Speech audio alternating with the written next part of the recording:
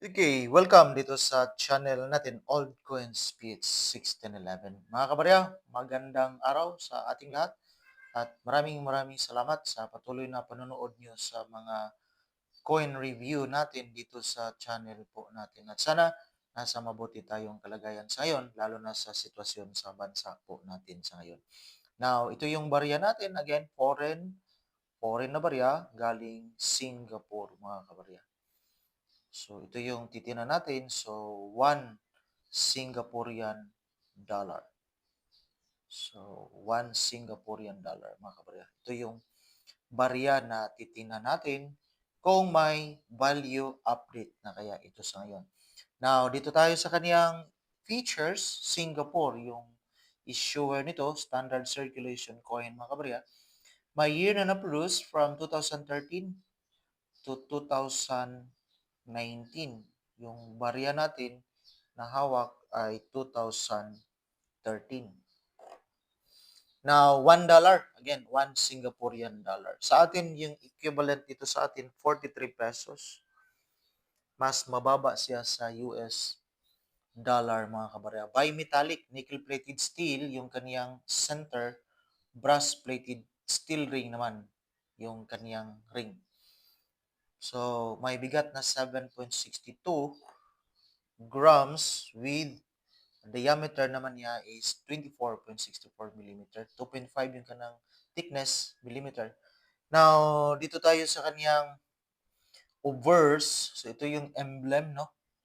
Ito yung emblem nila with Singapore.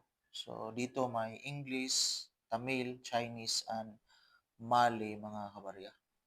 While ito naman yung kaniyang tinatawag na reverse. Ito yung kaniyang reverse. Lion head motif with orchid naman and with the denomination $1. So, maganda yung barya nila.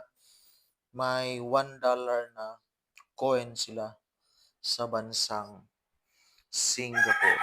So, again, nasa yung equivalent dito sa atin, nasa 43 pesos, mga kabarya. Try natin tingnan, may nagbibinta na rin dito. So, at least may idea tayo.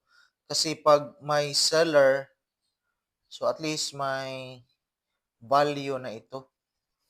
2017 yung kanyang barya. So, nasa 3 months. 3 months ago, by Xiaomi 26, nasa 30 pesos lang yung binta niya. Mas mababa sa currency equivalent dito sa atin, nasa 43 pesos. May dalawa na nag-like. Mura yung kanyang barya kasi hindi naman talaga mas maganda. So, compare sa atin, mas okay pa yung barya natin dito, mga kabarya. So, yan lang po. At least may idea tayo. So, again, mas mababa yung selling value sa seller natin kaysa value equivalent sa US, Singaporean dollar. Ito kasi mga barya na hawak natin kasi pag nakapunta kasi tayo doon sa Singapore, pagdating natin dito sa Pilipinas, hindi na pwedeng palitan sa mga money changers. Kasi yung pinapalitan lang dito, yun lang yung mga bill. So kaya pag may coin tayo na natira, souvenir na lang natin yun, mga kabarya. Pero at least may hawak tayo sa ganitong klasing barya. May tatlo tayo na nakuha. Tatlo yung naiwan sa atin. So, nasa 100 pesos mahigit itong value sa barya natin. Hindi natin alam, baka sa some other time, makapunta rin tayo balik doon sa bansang Singapore. Yan lang po. Maraming salamat and God bless. Thank you for watching.